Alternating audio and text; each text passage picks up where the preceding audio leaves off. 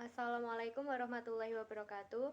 Perkenalkan, kami dari kelompok 4 yang beranggotakan saya sendiri, Elsa Meida Nurrahma Majid, Muhammad Salis Jazilah, dan Erliana Dewi Saraswati. Di sini kami akan menyampaikan sedikit pengetahuan dari kami mengenai Tazkiyatun Nufus dan Tarbiyah Zatiyah. Yang pertama mengenai Tazkiyatun Nufus. Tazkiyatun Nufus sendiri sangat berkaitan erat dengan tasawuf. Tasawuf merupakan suatu ilmu pengetahuan yang mempelajari cara dan jalan bagaimana seseorang itu bisa sedekat mungkin dengan Tuhan.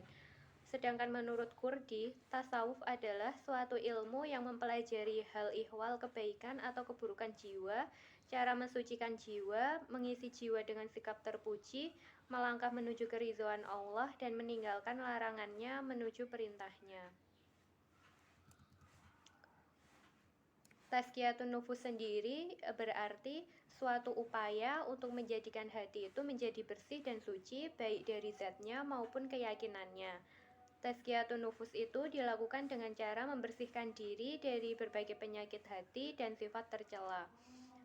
Tazkiyatun Nufus ini sangat berkaitan erat dengan hati karena dengan hati yang bersih maka seseorang akan bisa mengenal Tuhannya. Tazkiyatun Nufus ini berkaitan dengan tujuan hidup manusia, yaitu untuk mendapatkan kebahagiaan jasmani maupun rohani.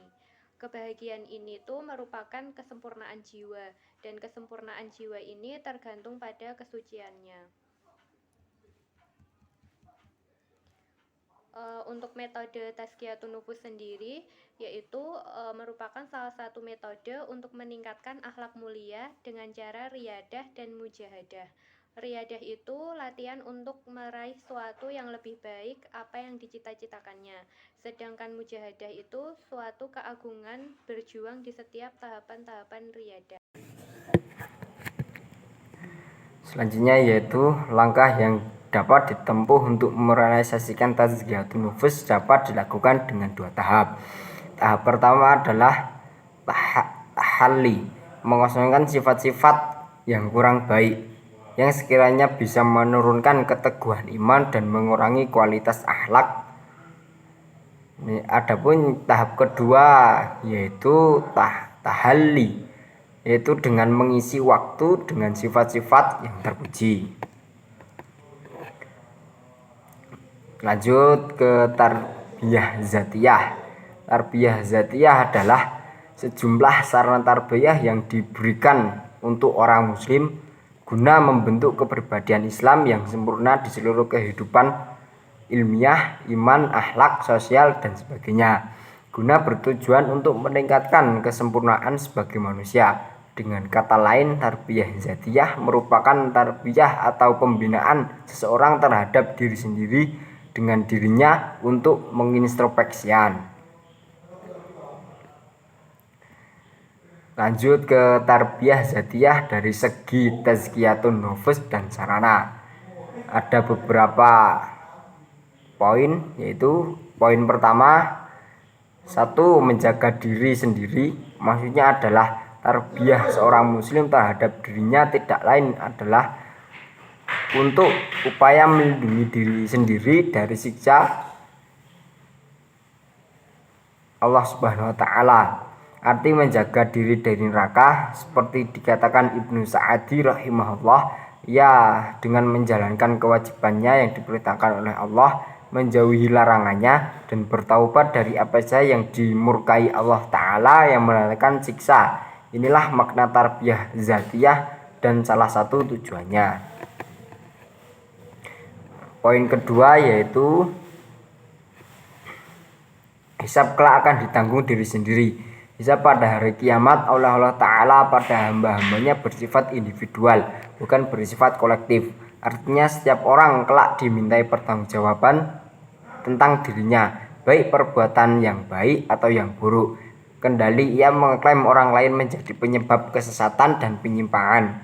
Kendali ada klaim seperti itu, mereka wajib dihisab bersama dirinya. Karena itu barang siapa mentarbiyahi dirinya sendiri, insya Allah hisabnya diringankan dan ia selamat dari siksa dengan rahmat Allah Ta'ala. Poin ketiga yaitu tarbiyah zatiyah guna sarana perubahan.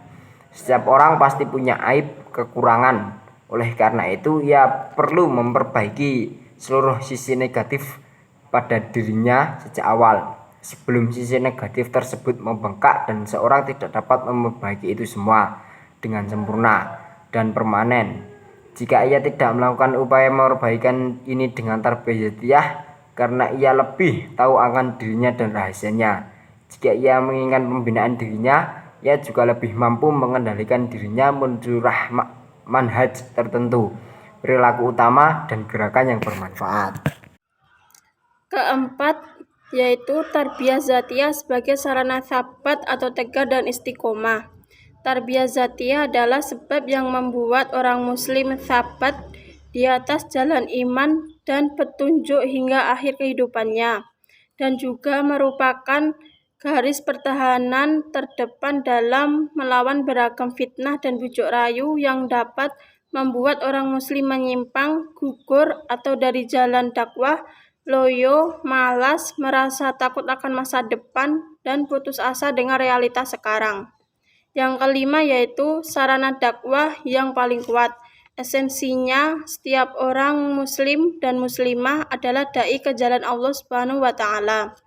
Ia perbaiki kondisi yang ada, mengajar, memberi taujiah, dan mentarbiyah. Agar ia diterima, ia perlu bekal yang kuat dan cara yang efektif untuk mendakwahi mereka, dan mendapatkan respon mereka adalah menjadi qudwah atau panutan yang baik dan teladan istimewa di aspek iman, ilmu, dan akhlaknya. Qudwah tinggi dan pengaruh kuat tersebut tidak dapat dibentuk oleh banyaknya khutbah dan ceramah saja, namun dibentuk oleh tarbiyah zatiyah yang benar. Tujuan tarbiyah zatiyah: 1.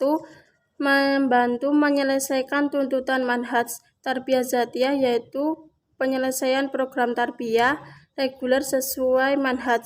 Kadangkala terkendala oleh keterbatasan alokasi waktu dan keterbatasan kapasitas murabi, dan menjadi sarana yang tepat untuk menyelaraskan tuntutan manhaj tersebut, serta sangat membantu dalam mengaplikasikan nilai-nilai tarbiyah secara maksimal. 2. Yaitu peningkatan potensi diri, yaitu dengan tarbiyah zatiyah berbagai potensi diri kita akan terus berkembang.